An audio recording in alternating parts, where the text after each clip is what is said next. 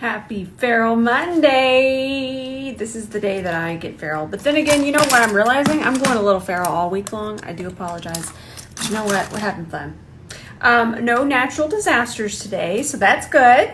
If you ever see me doing this, or doing this, or doing this, or doing this, if you're new here, I have a very large orange cat, and he's irresistible.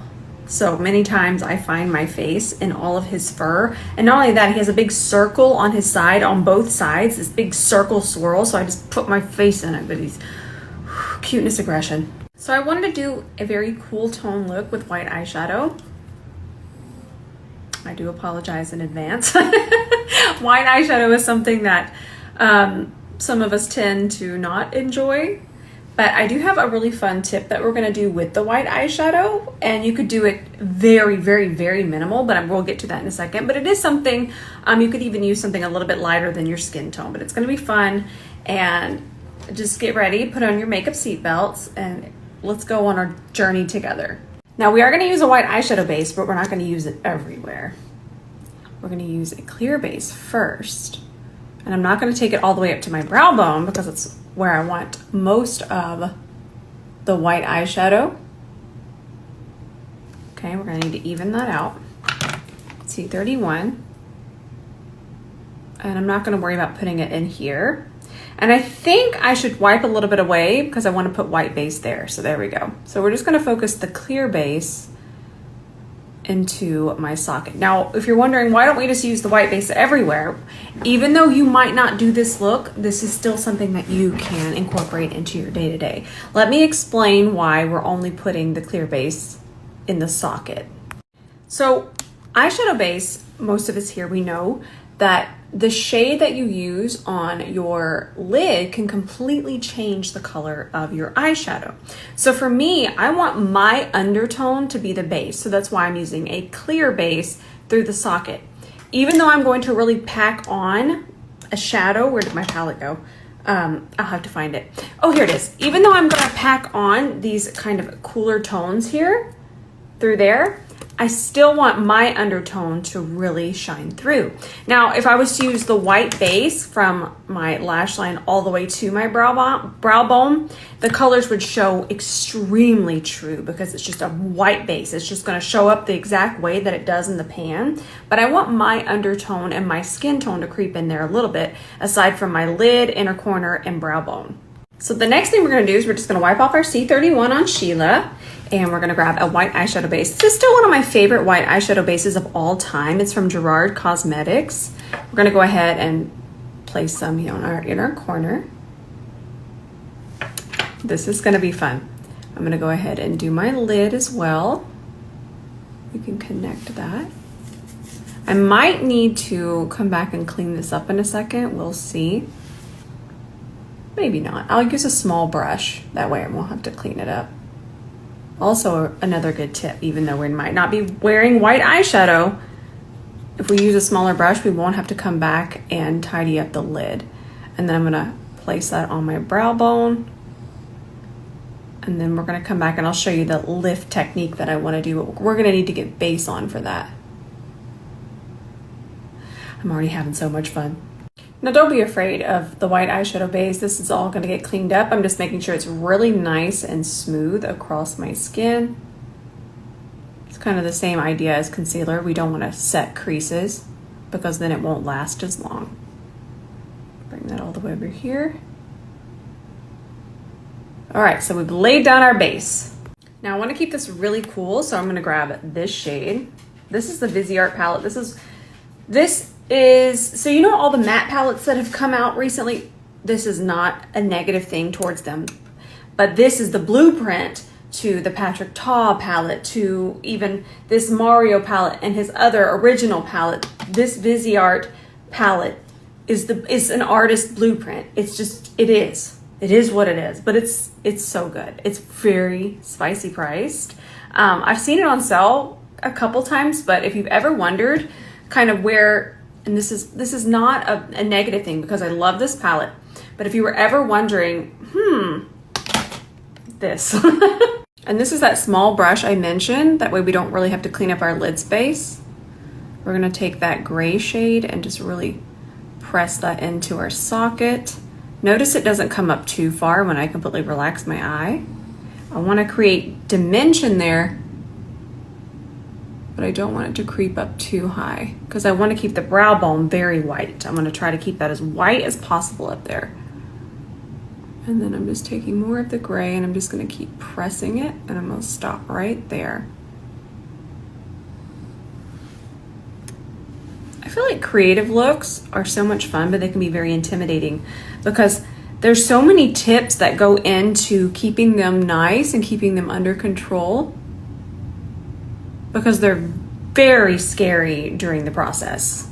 Now we're still gonna use this shade because we wanna keep it in control. We also, obviously, we wanna transition that a little bit, but we don't want it to creep up too high. So we're gonna grab this shade right here, grab it on the side of the brush, and I'm just gonna start to tap that in small sections right into and above the gray. Pick up more. It's always better to pick up small amounts. And we're just gonna keep tapping. Same thing.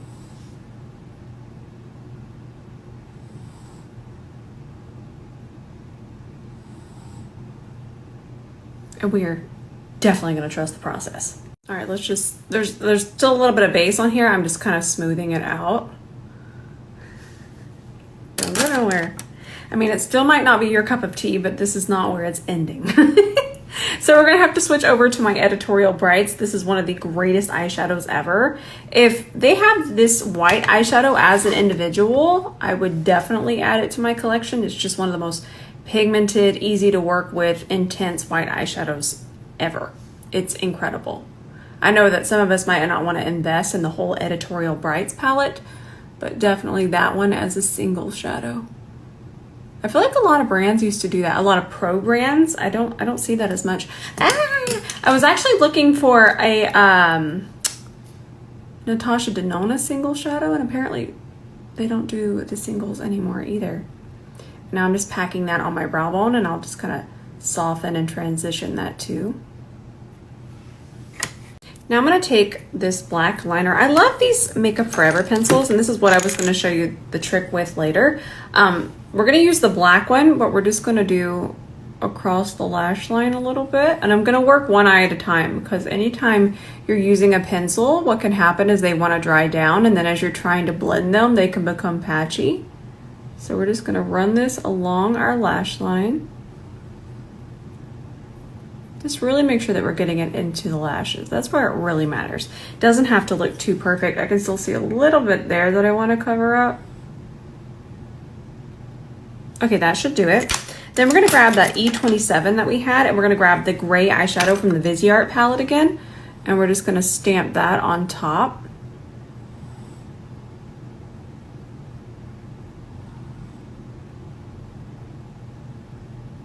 Just make sure that you get it all the way in the lash line. Now it's time to start to clean up a little bit. I'm going to use a really dense brush at first, just to get it really nice and cleaned up. I'm just going to wipe that on Sheila, and I'm using my micellar water as always. And you could definitely use a makeup wipe. I just try not to use that many makeup wipes because I would use probably 30 makeup wipes a day because I do so much. I don't ever want you to feel shame for using things, but because I use so many and I do so many looks and swatches, I just don't use the makeup wipes. But I also love the micellar water because it's just so precise and it doesn't leave a film. But I never want you to be here in this fun community and ever feel any judgment. Just because I don't do something doesn't mean that you shouldn't. Okay, my Go-Getter lashes, they finally gave out. I can't get them to stick anymore. Remember, these are the ones that we wore 20 something times. They finally gave out. It was a good run. Today I'm wearing lashes that are going to require glue, and I love these.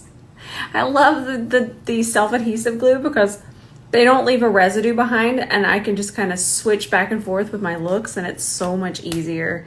So I'm going back to my traditional lashes because I need some more of the other ones.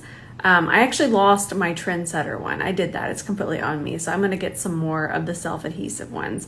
But going back to traditional lash glue, I'm not having a good time. So we're doing 𝗕𝗂𝘂𝘁𝗄𝗃 lashes, style number 1. And I already know they're just a sticky mess. Not the lashes, the glue. I can't go back, y'all. I can't do it. All right, let's do double wear. We're gonna really shake the heck out of it. Give it a really good shake. Now, one thing I don't mind about double wear is I don't mind that it doesn't have a pump, because this is the way I like to apply it. And I discovered this because it didn't have a pump. So I'll just dip my little makeup spatula in there. I'll just let it drip a little bit. Okay, then we're gonna do some over here. That's just the one side, and then the one side over here. And however much is on here is actually enough. Don't mind this, I don't know what happened there. Crisis averted. And then if we do want to dip back in, we would need to wipe this. That way we don't put anything in there we don't want in there. There we go. And then because I know the dry time of double wear, I know I can apply it the way that I did. But double wear definitely has a quick dry down time. So if you aren't as familiar with it, I would recommend doing one section of your face at a time. But I can feel the way that it's drying, and I know it's really nice and wet, so I have plenty of time to work it in and smooth it out on my face. It's such a pretty foundation. And I wanted my face to be a little extra matte today. I thought that would be fun.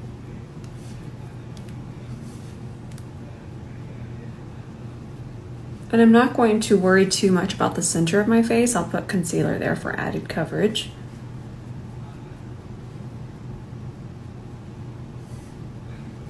It's a good match. Okay, so I switched to this side, and I just got the tiniest amount. This is still the foundation. And we're gonna take it in here, smooth it over that. Now for this technique, I want a fluffier brush because I still want to be able to kind of melt everything together. I don't want to completely cover. Whatever you really want to cover, you want a more dense brush. But if you just want to lightly melt, you want a fluffier brush. So we're taking that foundation and we're just going to melt it into there. Look at that difference. And we're going to do the same thing on this side as well. Grab from there.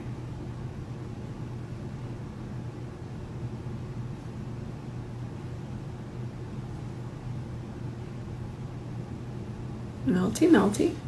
Then we're even going to get a little wild, right? Let's wipe this off just a little bit. And then let's take that foundation just through the very top part of the socket and melt it out this way as well.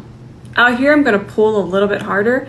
Anytime I'm in here or across the socket, the top part of the socket, I'm going to tap. Out here, I'm going to start to get a little bit more aggressive. All right, I've been loving the 𝗕𝗂𝘂𝘁𝗄𝗃 concealer if I'm wanting coverage. Now, I don't want you to pick this up and think that this is a concealer that we can wear and just kind of throw on really quickly. You could, but this has got some coverage, and it would take a little bit of more effort to kind of make sure that this doesn't go into a full glam situation. So that can be tricky. This is definitely a super full coverage concealer, but it is so blurring and so beautiful. What I'm doing here with the C31 first is I'm really smoothing it out, and this is a really important step when you're using a more full coverage concealer. It really needs to kind of have a pre-smooth, because they are a little bit more dense than a kind of lighter coverage concealer, so they just take a little extra smoothing, just a hair. It's not that difficult, but this is a really good tip. If you ever want to wear a full coverage, you're going to do a pre-smooth. Pre-smooth it. Now we can switch over to the C32 to kind of finish out that blend. And then I'm going to use a white powder to kind of connect there in a minute because it's 𝗕𝗏𝘂𝘂𝘂. Smooth that out.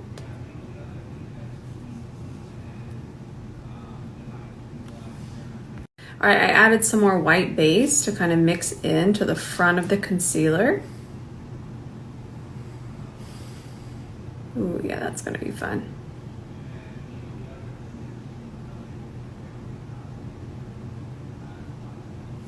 And then we can take this to kind of tame around here. Perfect. I'm out of control today. I won't be tamed. I'm gonna take this white powder, this one's from One Size, and I'm just going to really load it up in the inner corner here.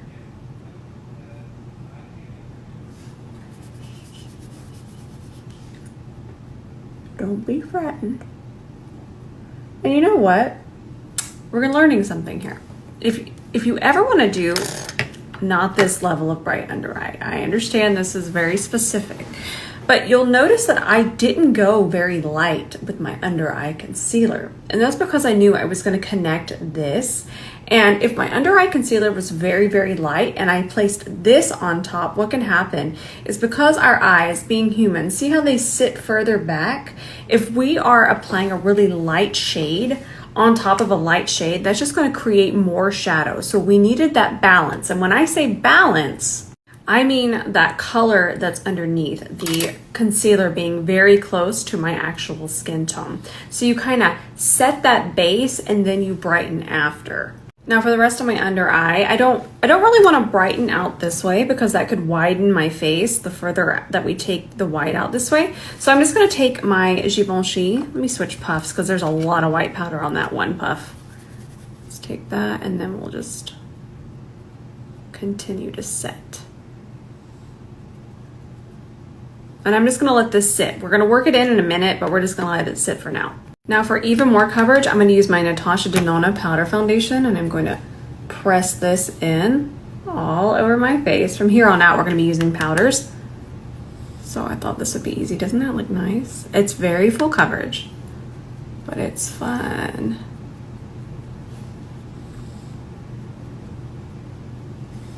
Still not really messing with that. Just leave it. I kind of want to go a little orangey with my bronzer. So this is the shade I wouldn't normally wear, and I like the idea of the very harsh contrast because this is definitely a more creative look. And this is also one of the reasons I always say that makeup there's really no rules. It's just face painting. Now, there are a few that I don't enjoy breaking. For one thing, out of everything that I'm doing here, the rest of it is all fun, but I want that foundation shade to be perfect. Now, speaking of undertone, this one is going to be much too warm, but with an artistic look, I want you to always just do whatever is making your makeup heart sing. But the only rule, like I'm saying, that I will always, always, always follow is I want my foundation shade to be spot on. Everything else is just frosting. That's fun. It's really fun to kind of contrast that. All right, we're going for that contrast. I'm still going to use the finishing powder and that's going to melt it a little bit more. But I wanted to show you the kind of lifting tip. So what I want you to do is I want you to find it could be an eyeshadow stick, an eye pencil, anything, and I want it to be about a shade, 2 shades lighter than your natural skin tone. And what I like to do is I'm just going to place a little bit right here, right in the arch. And what that's going to do, we're going to blend it. What that's going to do is really kind of covertly lift this area. I'm going to add more.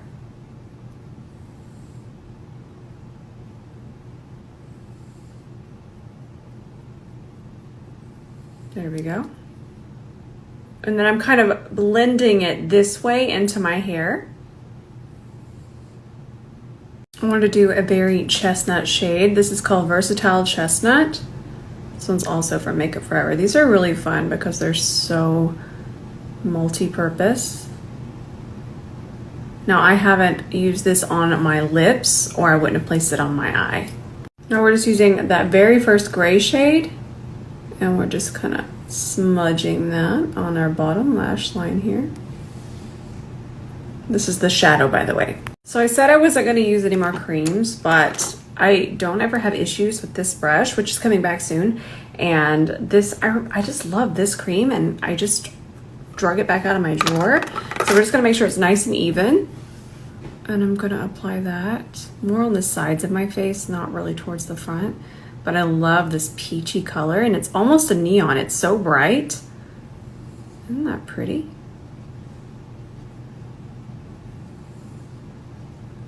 And it's just so smooth.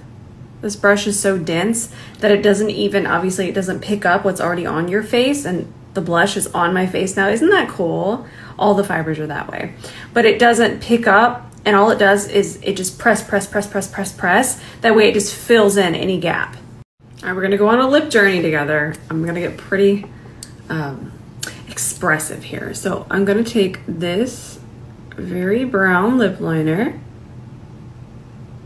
and I'm gonna do a pretty thin line, and we're starting our first contour, if you will. We're gonna blend this out, but this is gonna be the first base and shaping of the lip. Ooh, that's a good color. This one's from One Size.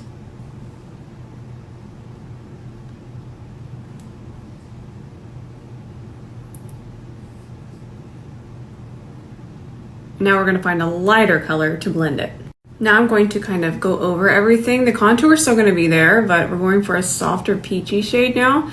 And I actually love this color. I bought this a little while ago. Disappeared on my vanity and then it made its way back. It's true. If you love something, let it go and it'll find its way back to you if it's meant to be, even if it's a lip liner. So this was one of my favorite colors ever. I love this color. This color, I was wearing this color before it got really popular again. I'm sure most of us were, but I'm seeing it a lot. Sabrina Carpenter wears shades very similar to this, but this is a matte lipstick. So if you put it on, it's going to stay.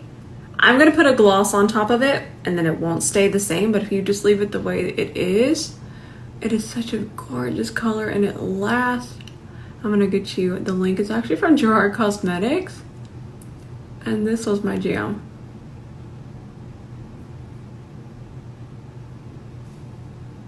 Oh, it's so pretty. And then I'm just going to enhance this glow. Ooh!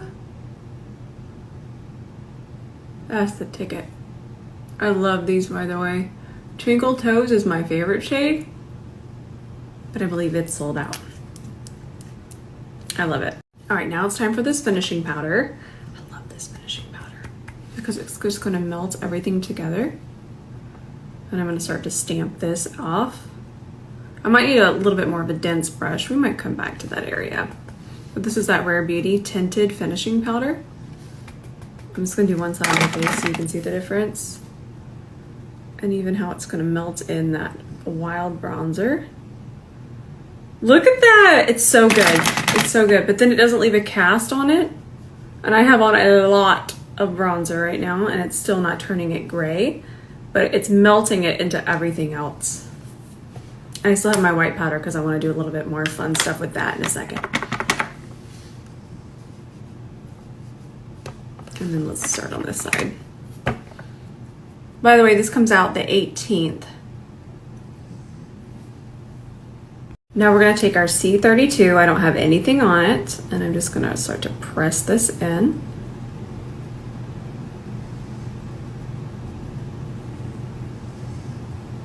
Makeup is so much fun to me. All right, I wanted to show you with back camera, and then I still want to add a little bit more of this white powder. Kind of just add some out here, a little extra there. This is the white eyeshadow vibe I have in mind, and let's add some here. Fun. All right, friends, I know this isn't a look that a lot of us would wear. I love it. But there's still so many helpful tips here, and I hope that you enjoyed it. I thought I'd finish the rest with back camera so you can really see what's going on here. I love you so much. Happy Feral Monday. I'm definitely posting tonight, so I will see you there in the comments.